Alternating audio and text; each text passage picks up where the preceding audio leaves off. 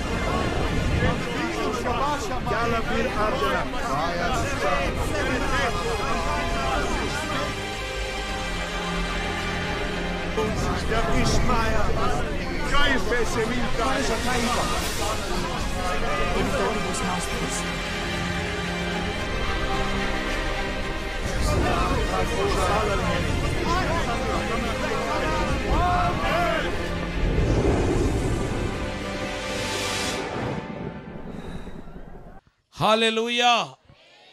ఇక్కడ 2 రకాల గుంపులు ఉన్నారు. ఒక్కరెవరంటే ఆల్రెడీ పరిశుద్ధాత్మతో నింపబడి ఆ పరిశుద్ధాత్మ నింపుదల అనుభవం కలిగిన వారు. మరి ఒక్కరెవరంటే పరిశుద్ధాత్మ అంటే తెలుసు, పరిశుద్ధాత్మ కార్యం ఏంటో తెలుసు, కానీ ఇంకా పరిశుద్ధాత్మ దేవుని సంపూర్ణంగా అనుభవించకుండా ఉన్నారు. దేవుని నామానికి స్తోత్రం చెప్పండి.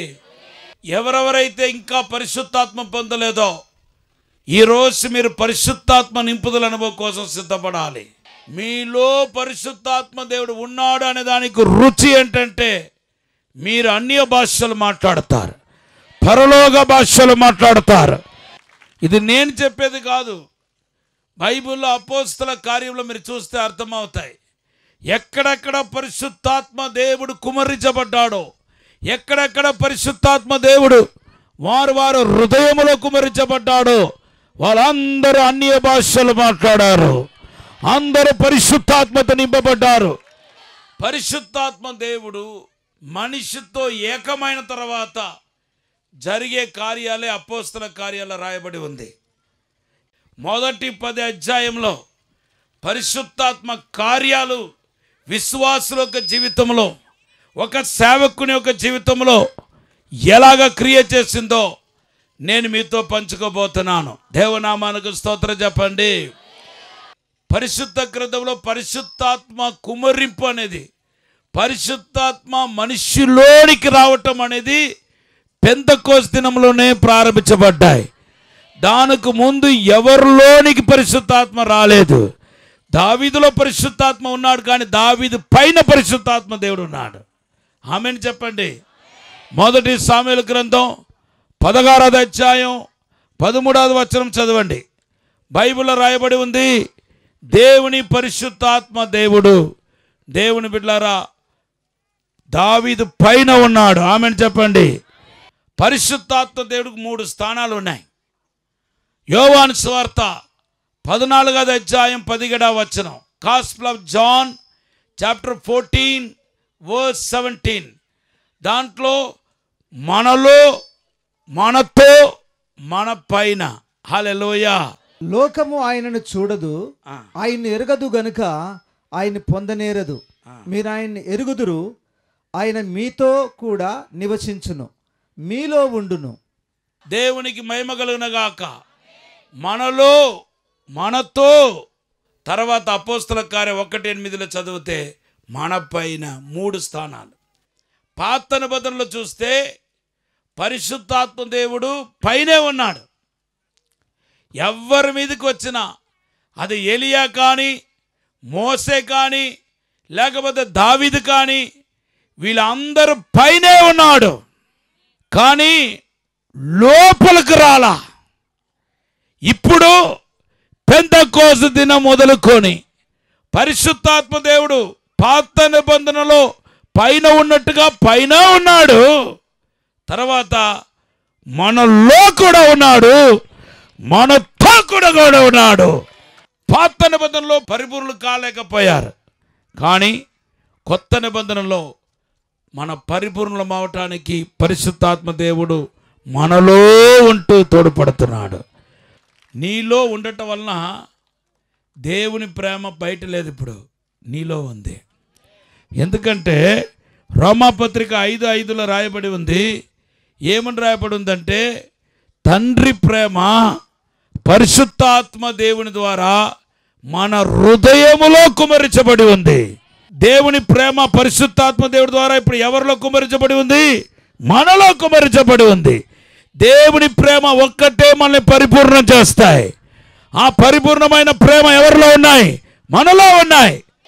ఈరోజు ఎవరెవరైతే సంఘ అభివృద్ధి కాకపోవటానికి ప్రధానమైన కారణం ఏంటో తెలుసా అండి? ఈ పరిశుద్ధాత్మ నింపుదల అనుభవం లేకపోవటమే కారణం. పరిశుద్ధాత్మ నింపుదల అనుభవంలో ఇంకా ఏ దైవజనుడు అయితే నడిపిస్తున్నాడో, ఏ విశ్వాసులు అయితే పరిశుద్ధాత్మ నింపుదల అనుభవం కలిగి ఉన్నారో, ఆ సంఘం విస్తరించిపోతాయి.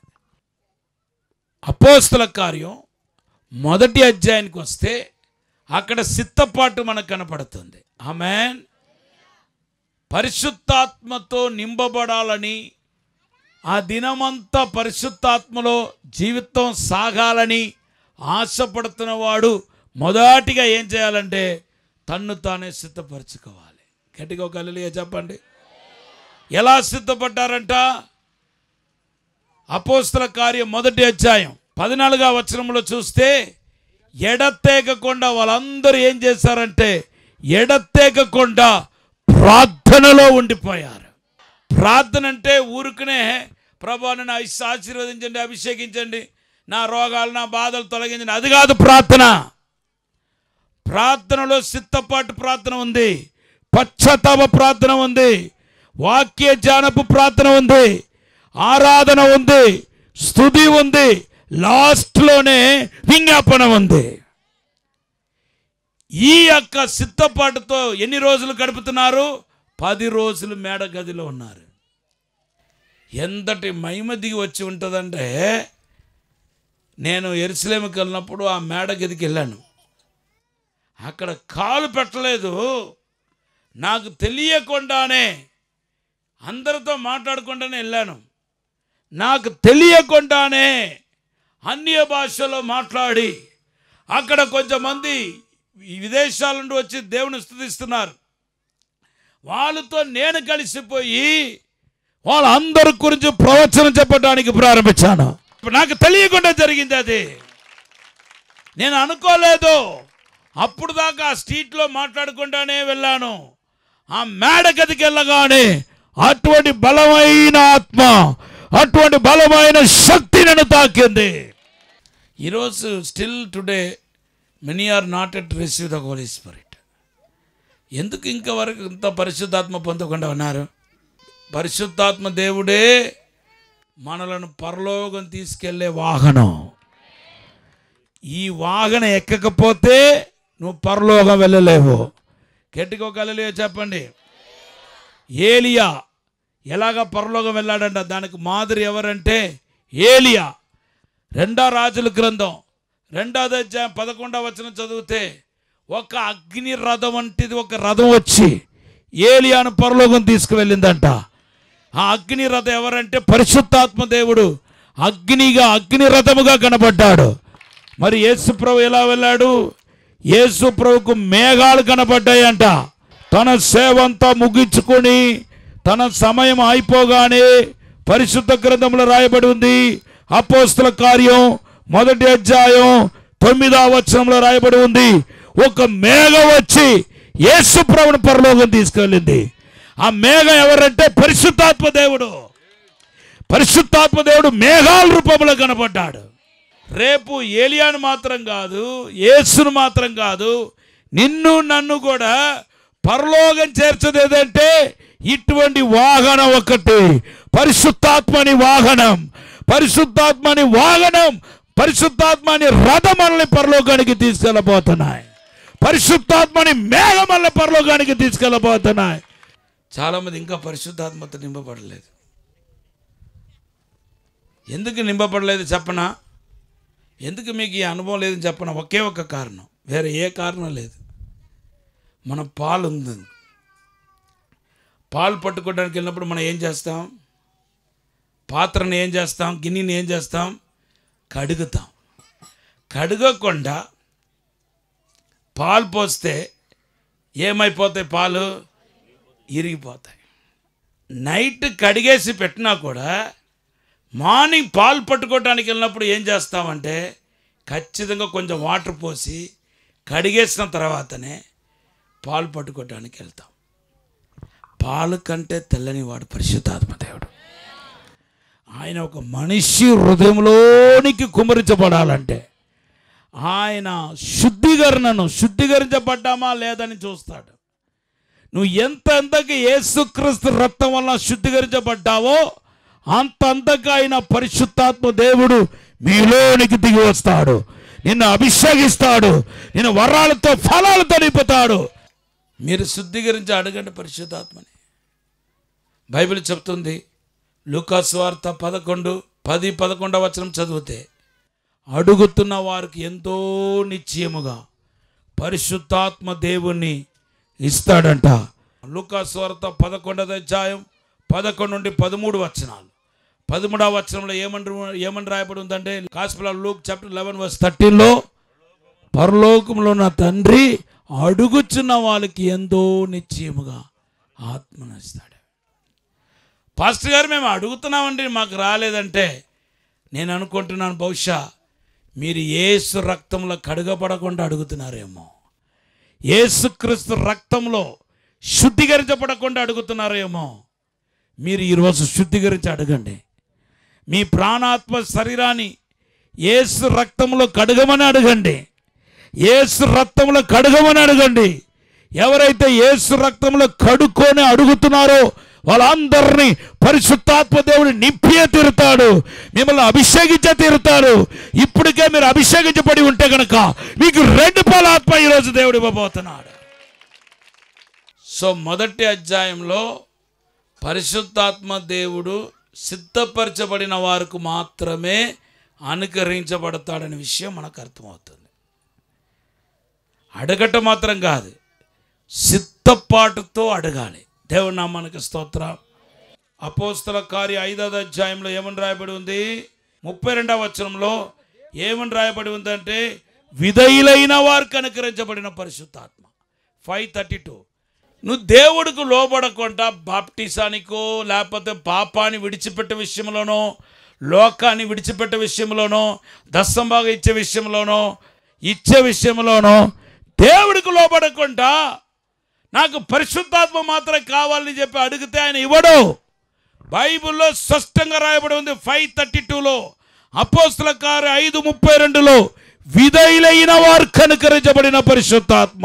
నువ్వు పరిశుద్ధాత్మతో నింపబడకుండా ఉండడానికి దైవజనుల మీద నేరమోపుతున్నావు. వాళ్ళ కారణమో వీళ్ళ కారణమో మా తల్లిదండ్రులు చేసిన పాపమో శాపమో అనుకుంటున్నావు. లేదు, నీకు విధేయత లేకపోవటం వలన పరిశుద్ధాత్మ పొందకుండా ఉన్నావు. మా పాస్టర్ గారు నా కొరకు ఎంతో భారంగా ప్రార్థన చేసి ఉంటే ఎప్పుడో నేను పరిశుద్ధాత్మతో నింపబడేవాడిని అని అనుకుంటున్నావు. పొరపాటు. ఇంకా ఏదో ఒక విషయంలో విధేయత చూపించకుండా ఉన్నావు, దేవుడికి లోబడకుండా ఉన్నావు. ఈరోజు లోబడు, అదే సిద్ధపాటు. నువ్వు లోబడితే కనుక దేవుడు నువ్వు ఏకమైపోతారా. హల్లెలూయా.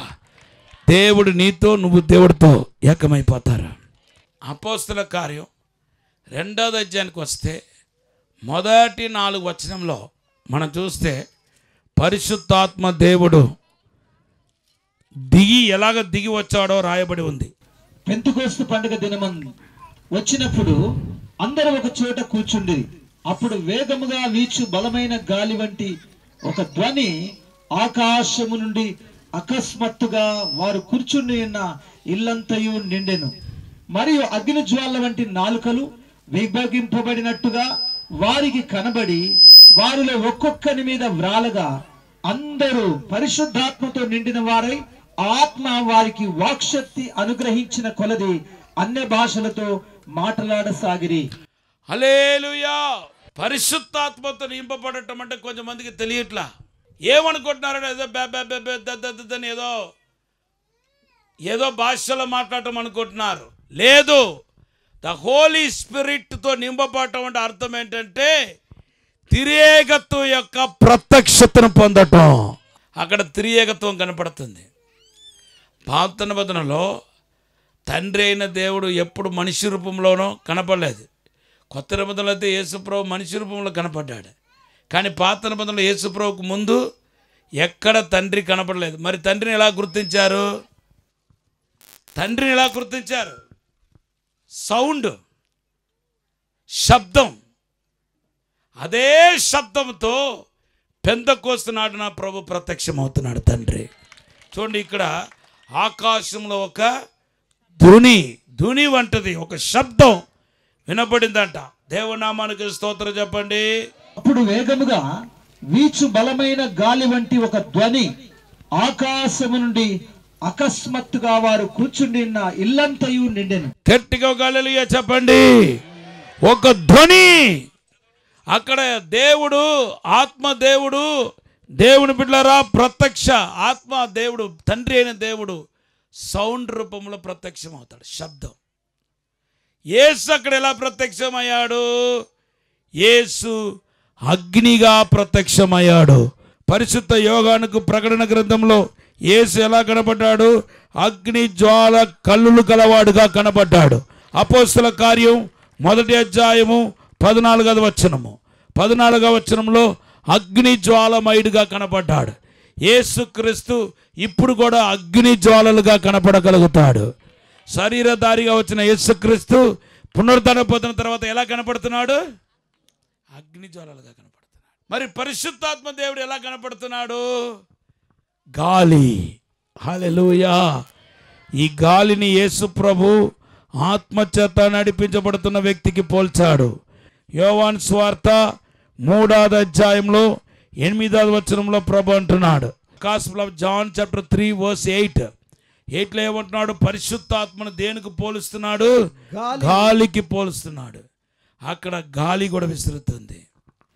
ఇప్పుడు నాతో చెప్పండి, పెంతెకోస్తు అంటే అర్థం ఏంటి? త్రియేకత్వం ప్రత్యక్షమవటం. తండ్రి, కుమారుడు, పరిశుద్ధాత్మ. పరిశుద్ధాత్మతో నింపబడటం. పెంతెకోస్తు అనుభవం అంటే అర్థం ఏంటంటే త్రియేక దేవుని యొక్క మహిమను చూడటం. అందుకొరకే బైబిల్లో ఏమని ఉంటుంటే లోకములో ఉన్నవాడు కంటే మీలో ఉన్నవాడు గొప్పవాడు. అక్కడ తండ్రి, కుమార, పరిశుద్ధాత్మ దేవుడు ఉన్నాడు. ఇంకొకటి కూడా ఉంది. మీలోనికి పరిశుద్ధాత్మ దేవుడు వచ్చాడని దానికి రుచి ఏంటి? అన్య భాషలు మాట్లాడటం. ఆదాము అన్య భాష ఎందుకు మాట్లాడాలి? ఆదాము దేవుని మహిమను పోగొట్టుకున్నాడు లోపల లేనప్పుడు. దాంతోపాటు భాషలు కూడా పోగొట్టుకున్నాడు. పరలోక భాషను పోగొట్టుకున్నాడు. తండ్రితో ఏ భాషలు మాట్లాడి ఉంటాడు ఆదాము? పరలోక భాష. ఇప్పుడు సాతాను అపవిత్రమైన భాషలు, లైక్ ఎలాగంటే నెకెట్నెస్ అంటే వస్త్రం లేకుండా ఉండటం. వాళ్ళకి తెలియదు. దిగంబరులుగా ఉండటం అనే వర్డే తెలియదు. అందుకొరకు ప్రభు అడుగుతున్నాడు, నువ్వు దిగంబరుడిని నీకు చెప్పింది ఎవరు చెప్పి అడుగుతున్నాడు. ఏ దేవుడు నేర్పించలేదు. దిగంబరత్వం అనే మాట అసలు దేవుడి డిక్షనరీలోనే లేదు. ఇప్పుడు ఆదాము నేను దిగంబరుడై ఉన్నాను అంటున్నాడు. అది ఎవరు నేర్పించారు? సాతాను గారు నేర్పించాడు. అంతేకాదు, ఆదికాండం 11వ అధ్యాయం మొదటి 5 వచనాలు చదివితే బాబేల్ గోపురం దగ్గరికి వచ్చేసరికి భాషలు మొత్తం తారుమారైపోయింది. భాషలు శపించబడింది. ఇప్పుడు శాపనార్థమైన భాషలతో దేవుడితో మనిషి మాట్లాడాల్సి వచ్చింది. అందుకొరకే దేవుడు ఏం చేశాడంటే పరిశుద్ధాత్మ దేవుడి ద్వారా ఆదాము ఏ భాషలో మాట్లాడారో అదే భాషలో దేవుడితో మాట్లాడటానికి పరిశుద్ధాత్మ మనలోనికి వచ్చాడు. అందుకొరకే బైబిల్లో రాయబడి ఉంది, భాషలు మాట్లాడుతున్నవాడు దేవునితో రహస్యం మాట్లాడుతున్నాడు. గట్టిగా హల్లెలూయా చెప్పండి. ప్రతి ఒక్కరు పరిశుద్ధాత్మ భాషలతో నింపబడాలి. పరిశుద్ధాత్మ భాషలతో నింపబడాలి. యెషయా 28:11 రాయబడి ఉంది, ఆయన అన్య భాషలతో మనతో మాట్లాడతాడట. మనం ప్రభుతో మాట్లాడాలన్న అన్య భాష, దేవుడు మనతో మాట్లాడాలన్న కూడా అన్య భాష. అపోస్తలుల కార్యం 3వ అధ్యాయానికి వస్తే అక్కడ స్టార్టింగ్ అపోస్తలుల కార్యం 3:1-10 చదివితే స్టార్టింగే ఒక పుట్టు కుంటివాణ్ణి స్వస్థపరిచి మందిరంలో ప్రవేశపెడుతున్నారు. దేవుడు ఉన్నాడు అనే దానికి రుచి ఏంటంటే అద్భుతాలు. అద్భుతాలంటే దేని అద్భుతాలు అంటే అసాధారణమైన కార్యాలను అద్భుతాలు అంటాం. అద్భుతాలు అనే మాటకి నిర్వచనం ఏంటంటే మనిషి చేయలేనివి దేవుడు చేయగలిగితే దాన్నే అద్భుతం అంటాం. ఈవెన్ మన డాక్టర్ దగ్గర తీసుకెళ్ళామనుకోండి, బాగా సీరియస్గా ఉందండి, డాక్టర్ ఏమంటారు, మేమేం చేయలేము, మేము చేయాల్సిన అన్నీ చేస్తాం, కానీ ఈయన బ్రతకడు, ఒకవేళ మీ దేవుడు బ్రతికిస్తే ఓకే అని డాక్టర్లు ఏం చేస్తారంటే చేతులు కడిగేస్తారు, దేవుడు మీద తోసేస్తారు. అటువంటి బలహీనని దేవుడు ఏం చేస్తాడంటే బాగు చేయగలుగుతాడు.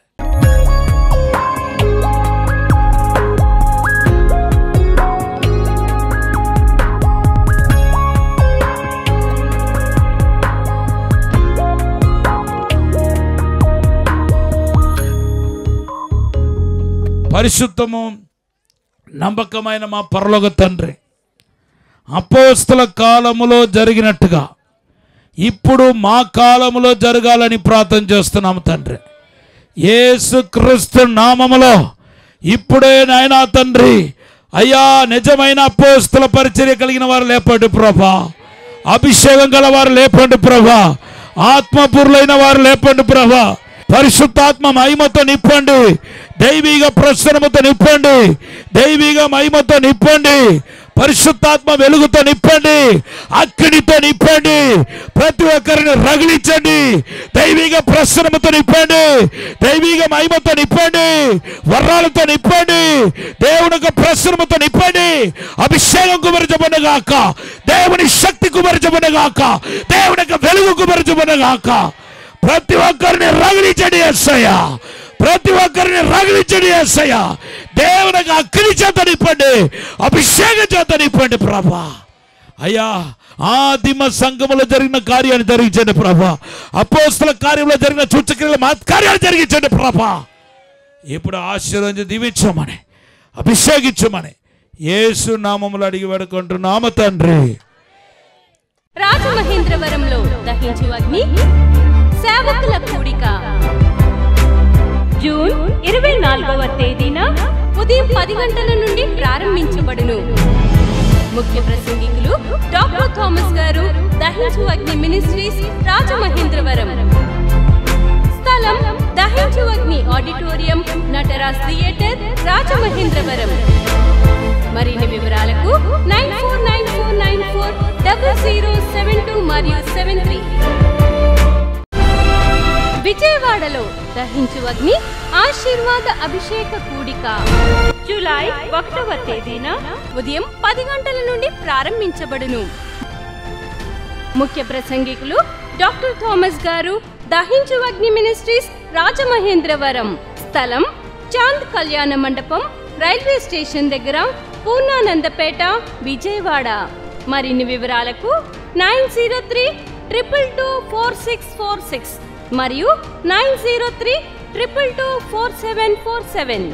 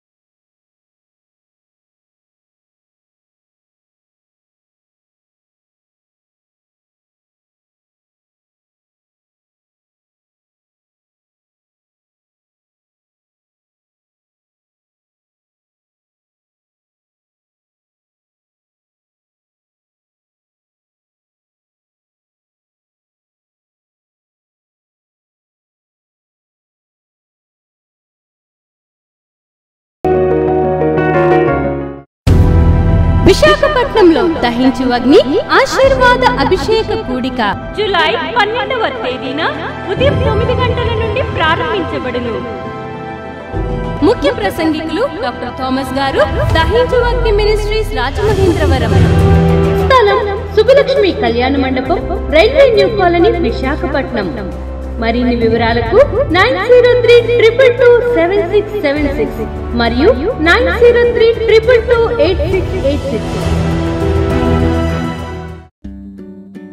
ఇది కుటుంబ ఆశీర్వాద కూడిక. ఇక్కడ మేము మా కుటుంబాలను కట్టుకున్నాం. మరి మీరు? అయితే ప్రతి శుక్రవారం రాజమహేంద్రవరంలో జరిగే ఈ కుటుంబ ఆశీర్వాద కూడికలో పాల్గొనండి. ఈ కూడిక జరుగు స్థలం దహించు అగ్ని ఆడిటోరియం, నటరాజ్ థియేటర్, రాజమహేంద్రవరం. సికింద్రాబాద్ లో దహించు అగ్ని అద్భుత అసాధారణ కూడిక ప్రతి శనివారం సాయంత్రం 5 గంటల నుండి ప్రారంభించబడును. స్థలం SPG church ground, alpha hotel వెనుక, సికింద్రాబాద్. మరిన్ని వివరాలకు 9494940074 మరియు 75. రాజమహేంద్రవరంలో దహించు అగ్ని అభిషేక ఆదివారపు ఆరాధన ఇప్పుడు ప్రతి ఆదివారం ఉదయం 9:30 నుండి ప్రారంభించబడును. తప్పక పాలు పొందండి, దైవిక ఆశీర్వాదం పొందండి. స్థలం దహించు అగ్ని ఆడిటోరియం, నటరాజ్ థియేటర్, రాజమహేంద్రవరం. మీ ప్రార్థన అవసరతలకు 9494940072 మరియు 73. ఈ టీవీ కార్యక్రమాన్ని చూసి ఆశీర్వదించబడినట్లయితే దహించు అగ్ని టీవీ పరిచర్యకు మరియు బ్లెస్సింగ్ ల్యాండ్ కు సహకరించండి. Dahinchu Agni trust current account number 357222444370, State Bank of India main branch, Rajamahendravaram. My address doctor Thomas, Dahinchu Agni ministries, తుమ్మలోవా, Rajamahendravaram.